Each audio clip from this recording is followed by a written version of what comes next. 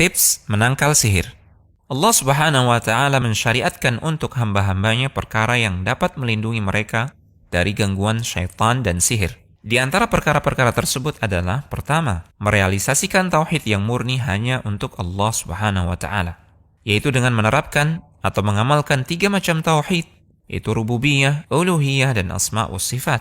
Jika seorang hamba telah merealisasikan ketiga tauhid ini, maka dia akan mendapatkan perlindungan dari segala keburukan dengan izin Allah. Kedua, ikhlas. Mewujudkan keikhlasan merupakan jalan selamat dari syaitan menurut pengakuan syaitan sendiri.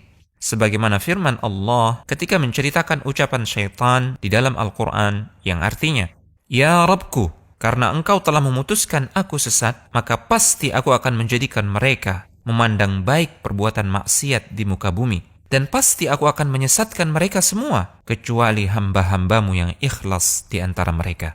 Ketiga, menjaga salat berjamaah. Rasulullah SAW bersabda yang artinya, tidaklah terdapat 3 orang di suatu desa atau kampung yang tidak mendirikan salat berjamaah, kecuali syaitan akan mengalahkan mereka. Maka hendaklah kalian berjamaah, karena serigala hanya akan memakan kambing yang sendiri. Keempat, membaca surah Al-Baqarah di rumah. Rasulullah SAW bersabda yang artinya, bacalah surah Al-Baqarah di rumah-rumah kalian, karena syaitan tidak akan memasuki rumah yang di dalamnya dibacakan surah Al-Baqarah. Rasulullah SAW juga bersabda yang artinya, janganlah kalian menjadikan rumah-rumah kalian seperti kuburan, karena sesungguhnya rumah yang dibacakan surah Al-Baqarah tidak akan dimasuki oleh syaitan. Kelima, memakan 7 kurma ajwa atau kurma nabi pada pagi hari. Rasulullah SAW bersabda yang artinya, barang siapa di pagi hari memakan 7 buah kurma ajwa, maka dia tidak akan terkena racun atau sihir.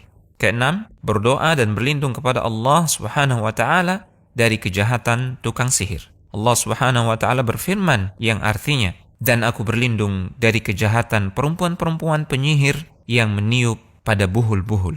Ketujuh, memperbanyak zikir kepada Allah Subhanahu wa Ta'ala. Di antaranya adalah dengan membaca La ilaha illallah wahdahu la syarikalah, lahul mulku wa lahul hamd, yuhyi wa yumit, wa huwa ala kulli syai'in qadir. Dibaca sebanyak 10 kali. Barang siapa yang mengamalkannya, maka akan ditulis baginya 10 kebaikan, dihapus darinya 10 keburukan, diangkat untuknya 10 derajat, dan pada hari itu dia dilindungi dari segala yang tidak baik, serta mendapatkan penjagaan dari gangguan syaitan. Kedelapan, membaca doa-doa yang diajarkan oleh Rasulullah SAW, seperti doa ketika masuk dan keluar rumah, doa di waktu pagi dan petang, doa ketika makan dan minum, atau doa ketika melakukan hubungan suami istri.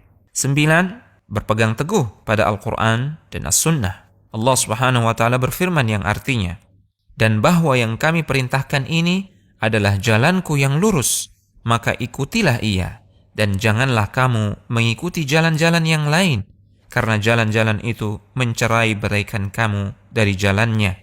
Yang demikian itu diperintahkan Allah kepadamu agar kamu bertakwa. Ibnul Jauzi rahimahullahu ta'ala menuliskan dalam kitabnya Talbis Iblis, seorang laki-laki yang telah berbicara dengan jin bercerita kepadaku bahwa jin itu berkata, tidak ada sesuatu yang paling berat bagi kami, yaitu syaitan, selain orang yang mengikuti sunnah. Adapun terhadap para pengikut hawa nafsu, kami amat mudah mempermainkan mereka. 10. Ruqyah, yaitu dengan membacakan Al-Quran dan doa-doa yang diajarkan oleh Rasulullah SAW kepada orang yang terkena sihir. Dengan niat yang ikhlas, penuh harap kepada Allah, maka orang yang terkena sihir akan sembuh dengan izin Allah Subhanahu wa Ta'ala. Al-Hujjah.com